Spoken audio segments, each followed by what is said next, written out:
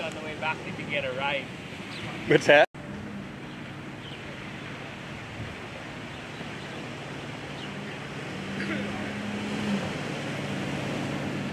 The abandoned.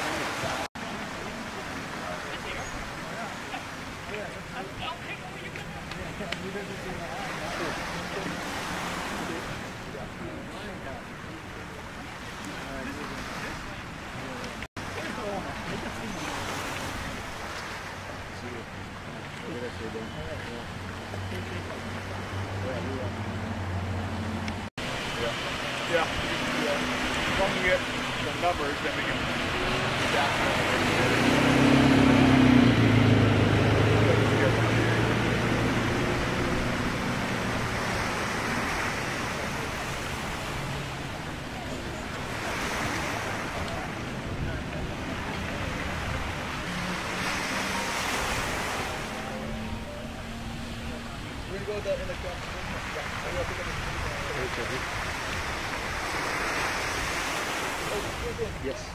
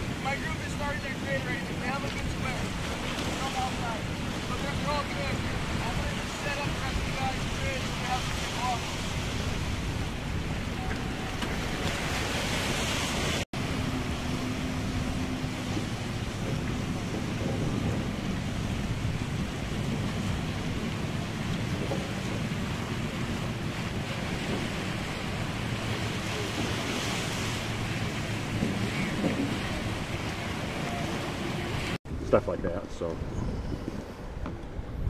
okay, Captain, first and last name and spell them both, please.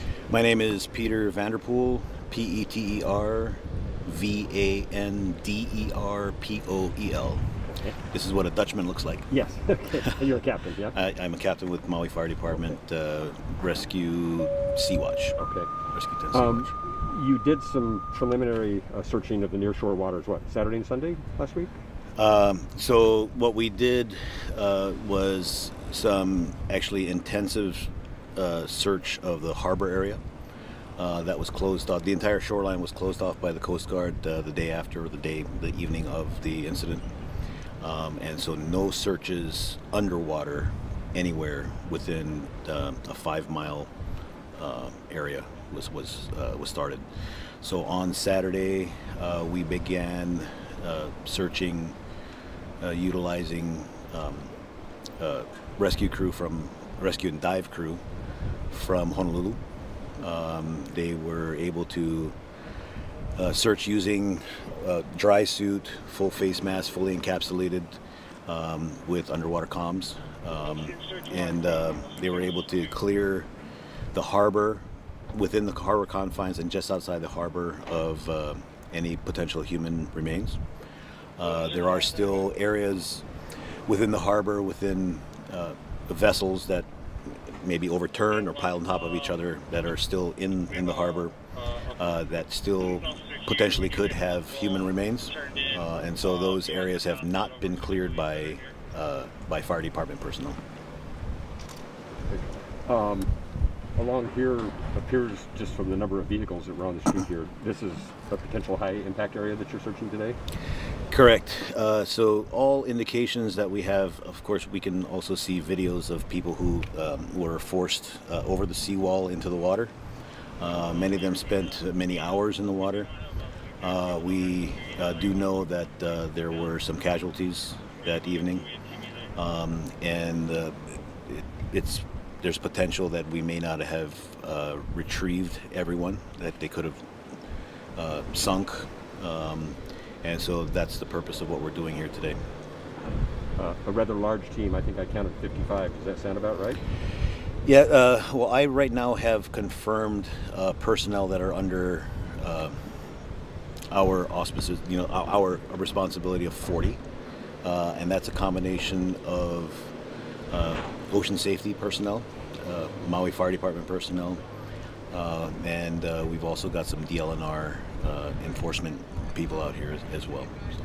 And describe, if you could, the scope of the grid that you're searching here today. Okay, so we've got a total search area of about 4 miles. It's running from Puamana Beach Park on the south end of Lahaina and all the way up to Wahikuli Wayside Park on the north end. We've defined the overall search area is shoreline to a max depth of about 30 feet. And that is just, that's a reasonable depth that surface swimmers can see and be able to access. The area that we're in right now along this this break wall, where we do know that people went into the water, we're taking a much more forensic approach to the search here, because there's a high probability that we will find items in this area. So we're kind of going through a fine-tooth comb in this particular area, and other areas outside of here we're a little bit more of a broad. We've got 4 miles total, so so we're really being meticulous in the area fronting right here. One day or multi-day to complete this? I have no doubt this is going to be a multi-day operation. Yeah. Even with a crew this size, it's just a lot of space.